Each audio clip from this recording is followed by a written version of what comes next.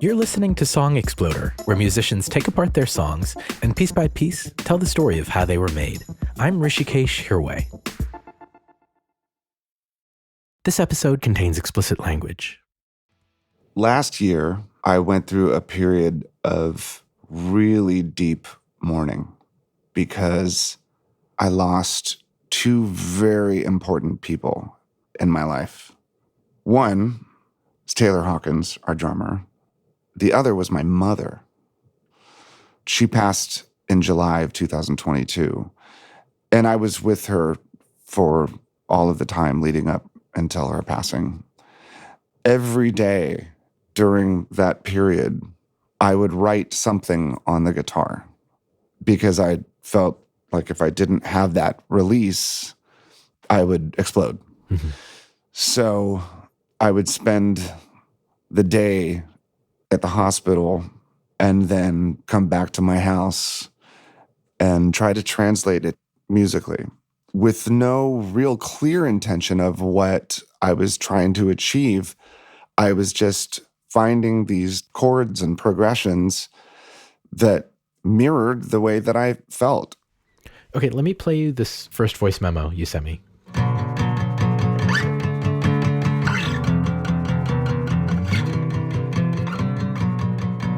I'm just wandering around a fretboard trying to find some sort of progression that makes sense. And there's something about that progression that seems like a journey in a way. This verse and this chorus riff is a good example of where I was mentally. You know, I was confused and I was conflicted and I was lost. That first section I wrote at a time where I was going to visit her every day in the hospital. The B section I wrote not long after she passed.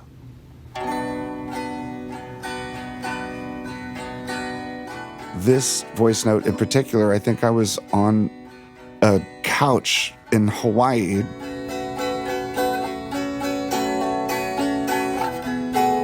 I got a capo, something that I've really never played with before. What I found was a whole new world of suspended notes that were doubled and would hang over the riff.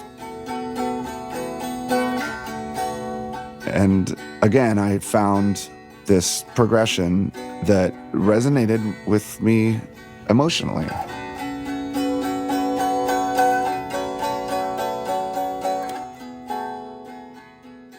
I hadn't considered putting that A section and the B section together yet. We hadn't started recording. We hadn't started working on an album. I was just kind of banking all of these ideas. But whenever I prepare songs for an album, it usually begins with some sort of demo process that I do on my own just to make sure that I'm not crazy. Like, this riff sounds cool on an acoustic guitar. I wonder what it would sound like if I put another guitar and drums to it.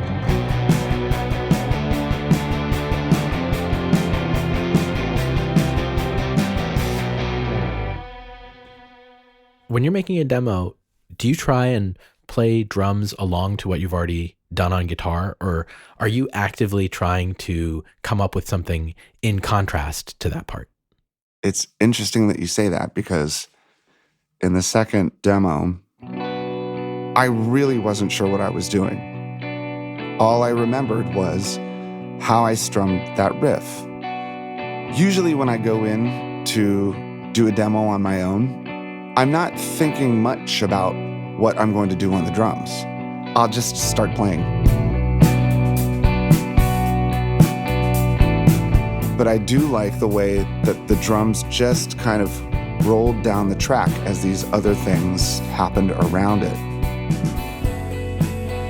If it's a big riff, there's accents that I do want to land.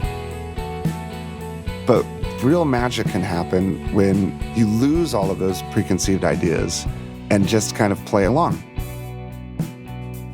Like if you get towards the end of that B section, when it gets into the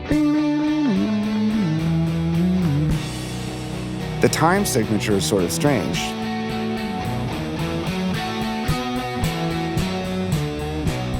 As Dave was explaining this part of the song to me, he started illustrating it with some really intense hands-on knees drumming. It was pretty awesome. Then I think like, oh shit, I wonder if I could do like a cool tom thing, right? So then I start going fucking.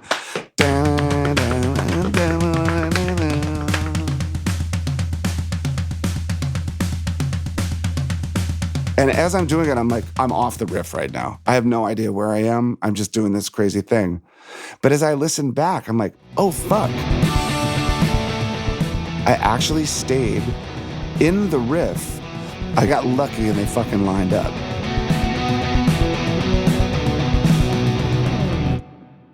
So with these two demos, these two ideas were separate to me until I imagined if I were to put these two things together, this song is more than just a 3 or 4 minute song. Maybe it's something much bigger. And I could have a piece of music unlike anything that we've ever done, and I could dedicate it to my mother. What was your mom's relationship like to your music? You know, as I was sitting with my mother in her final days, we'd watch tennis and drink coffee, and I would strum a guitar and play guitar to her all day long. I was working on a riff the whole time, and it was coming into shape each day until I think it might have been the day before she passed. I said to her, I've been writing this. It's a song on our new record called Show Me How, and it's a really beautiful kind of melancholy riff. I played the riff to her and sang the vocal melody. I said, what do you think? And she looked at me and she was like, eh.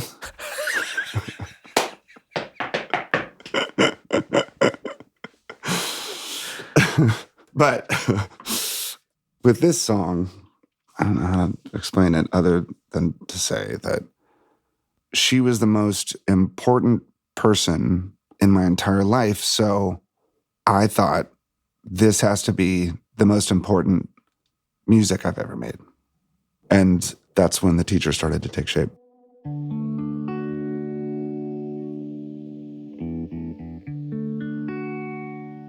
My mother was a public school teacher for 35 years. I was raised in Virginia outside of Washington, D.C. My parents divorced when I was, I think, 5 or 6 years old. And I was raised single-handedly by my public school teacher mother. I truly believe that teachers are teachers from birth. You were put onto this earth to do maybe the most altruistic, challenging thing, putting someone else ahead of yourself in order for them to progress. I was the worst student. I hated it when she tried to tutor me. I don't want to hear that teacher voice, you know. But there was one show where the Foo Fighters were opening for the Red Hot Chili Peppers, and this is 25 years ago. And they couldn't start the show because the audience had already rushed the barrier in the arena. And the promoter came out and said, we can't begin the show until you guys back up. Nobody listened to the promoter. Somebody else came out. No, seriously, you guys, you need to back up. You need to back up. My mother took the microphone, went out there and said, listen, you kids, you need to back up. And everybody just backed the fuck up. That's amazing. So we recorded the whole thing here at our Studio 606. And then after a few weeks, we decided to go to Greg Kirsten, our producer's studio. And usually before we're making a record, I've shared ideas with the guys. But with this song, they hadn't heard one lick of music. Really? No. I basically said, let me try something really quick. And I sat down and I played the entire A section off the top of my head. Just on drums? Just on drums.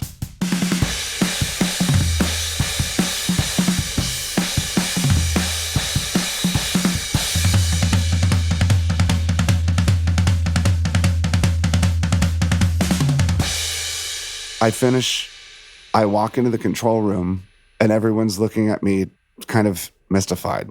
It was 6 minutes long and it had all these different sections. Like, what the fuck was that? I said, okay, hold on, give me a guitar. Let me show you how it goes.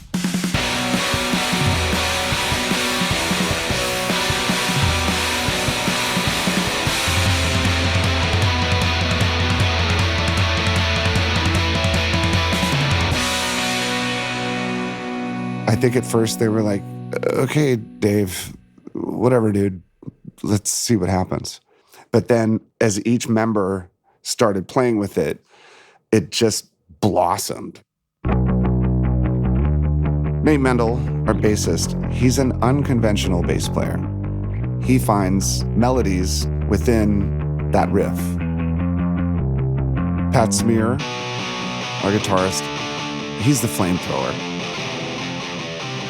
Chris Shiflett is a very methodical, nuanced player. He's an incredible player. So by the end of the day, we had the shape of the song.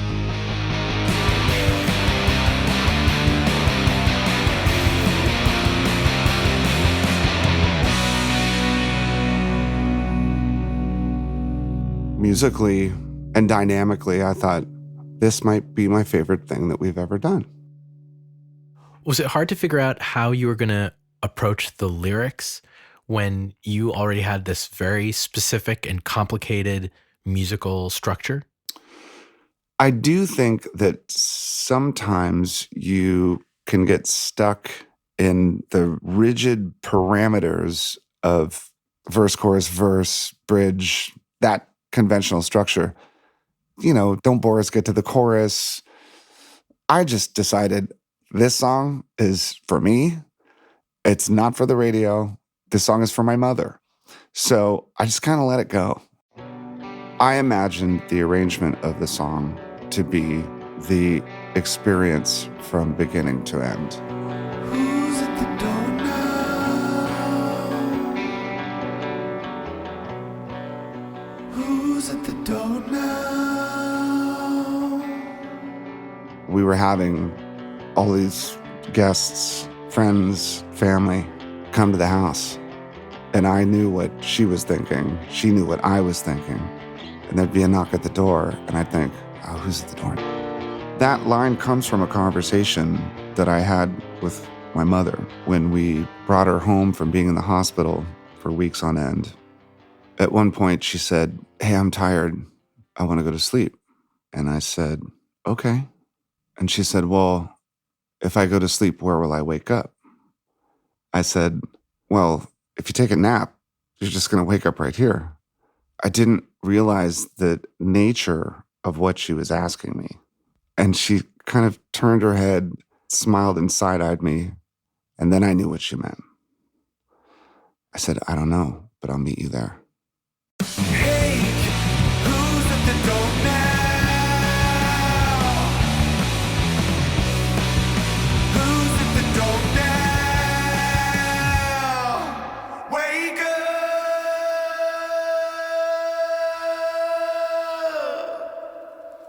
Could you tell me about the wake up lyrics? I think most people's immediate reaction to seeing someone dying is to wish for them to wake up. But that's not how it works. You were there in the actual moment. One of my greatest fears in life was always that I would be gone when this happened. Like gone, like on the road? Gone on the road, just not present for this. And I was there, and we were there together. Wake up!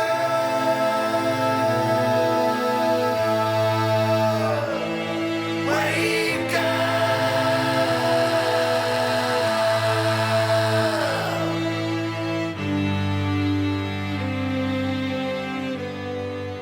In the early demo that I did, I had some kind of cheesy Mellotron sound on the keyboard.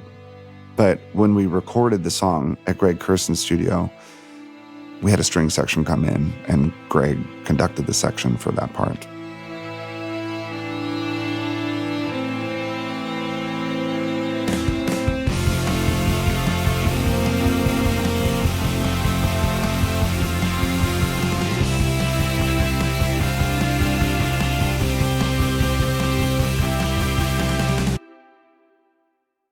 So the first half of the song is meant to sort of build to some sort of crescendo, going through the emotions of that experience. And then the second half of the song is reflection. Before I had to go sing the song, there aren't too many Foo Fighters songs that are one chord with a simple groove for bar after bar after bar. Any other song I'd ever written, I would probably just toss that and think I would rather it be something that had more movement, or I wish that the chords would do something more interesting. But in that moment, I just relieved myself of any of those second guesses. I just thought, fuck it. That's what I mean, and that's what I'm going to say, and that's how I'm going to sing it. You showed me how to breathe, never showed me how to say goodbye. We really built this song more so than any other Foo Fighters song we've ever recorded. And my favorite part of the song really is the end of the song. I imagined that the song would sort of collapse in on itself and deconstruct in this massive wash of noise. To me, this was the sound of life ending. Your final moments, I thought, just become this distortion of everything you've ever experienced in your life. And then it just turns off. The funny thing is, I imagined that ending for the song because I imagined everything ending. But what I now realize is it doesn't. I don't believe that everything just stops. I truly believe that this is just some sort of transition.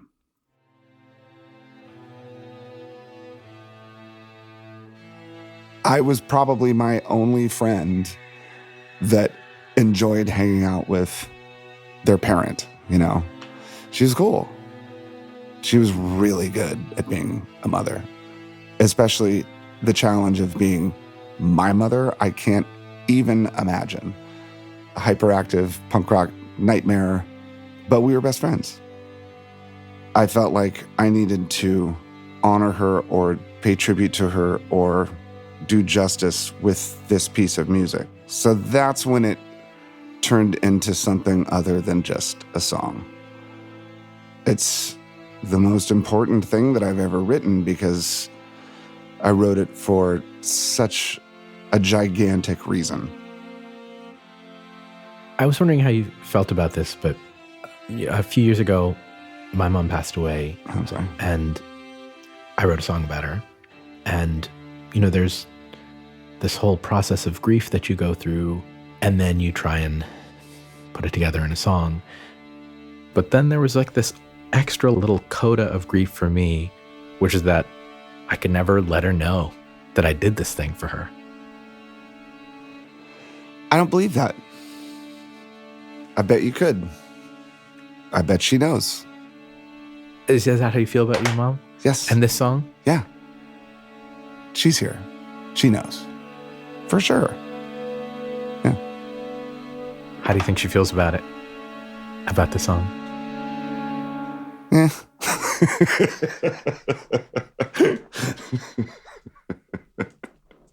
That's nice, David.